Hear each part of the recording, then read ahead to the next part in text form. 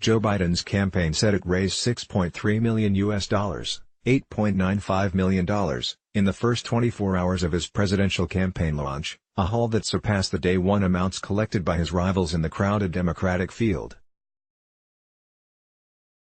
Biden's fundraising total underscores his prominence in the party, as a former vice president with near-universal name recognition and a cadre of supporters built up over decades in the Senate and 8 years at President Barack Obama's side.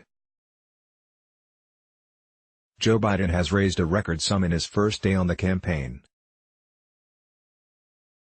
More than 96,900 people donated online to the former vice president's campaign, his aides said in a news release yesterday. A source familiar with the figures said the total does not include any general election funds. That means the money can all be used for the nomination battle against the 19 other Democrats seeking the party's nod. Of that haul, $4.4 million $6.25 million, was raised through online donations, his campaign said. His campaign on Friday also touted new support for his bid, saying that 65,000 donations came from individuals who are not on previous email lists. Joe Biden is considered the frontrunner for the Democratic nomination.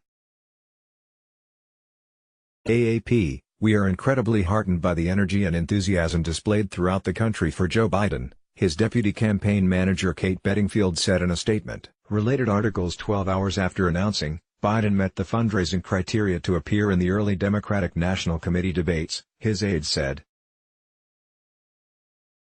Candidates must raise money from 65,000 donors in at least 20 states or meet polling thresholds to join the first two debates. Biden's campaign did not immediately disclose the total number of unique donors who supported his campaign, beyond those who contributed online.